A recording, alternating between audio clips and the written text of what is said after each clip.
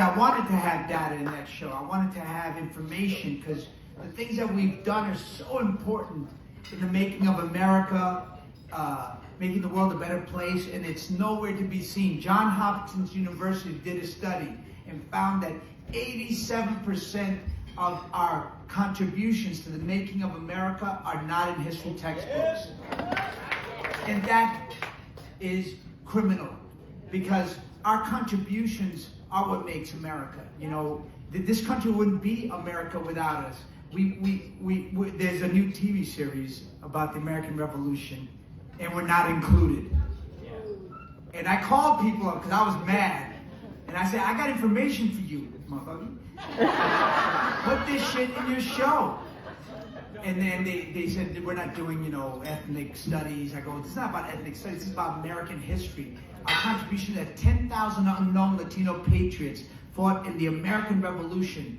And then I did research and I found out there were only 80,000 troops. So we were 1 in 8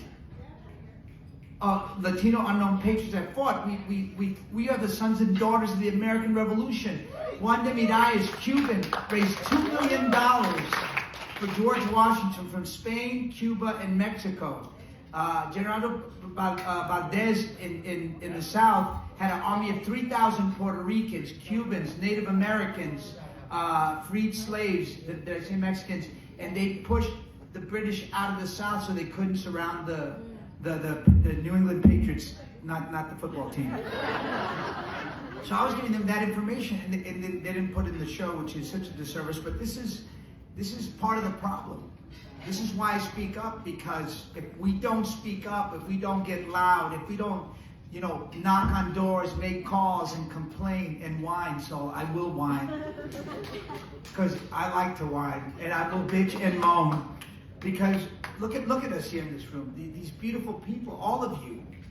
It's stunning how much talent there is, how much intelligence we have, how capable we are, and yet how invisible we still are and continue to be. And it's just wrong to me.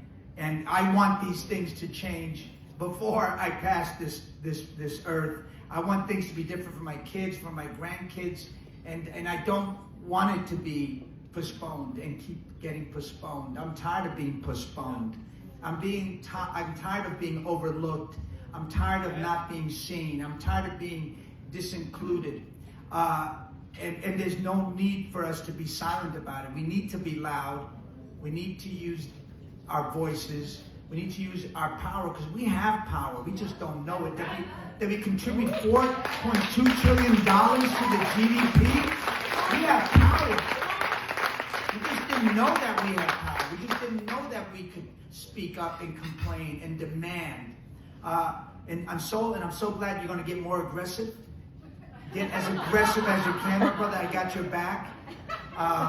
Anyway, thank you for having me here, and I'm so proud to be a part of this and to be honored by all of you. It means a lot to me to be honored by my people. I also want to talk about the play, because the reason I did the play was for several reasons. First of all, because it's based on a real incident, a hate crime, and I couldn't believe that hate crimes are still happening to Latin people in New York City in the 90s. So that was a point of contention for me. And then the other fact is that there is no Latino American family play. Eugene O'Neill has Long Day's Journey Tonight. Jewish people have Death of a Salesman.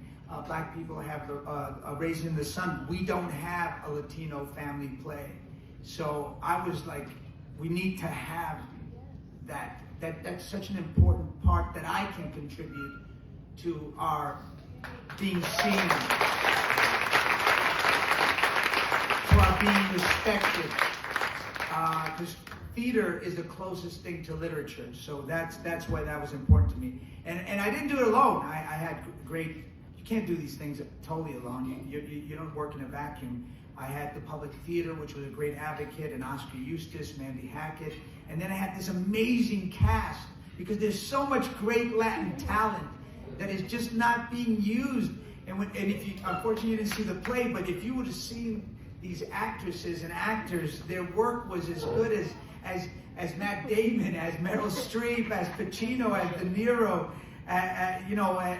They were just incredible. Their work was so beautiful, so powerful, so elegant. You would have been so honored to be represented by them. So I'm going to let you introduce them and give them an award because they deserve it. Thank you so much.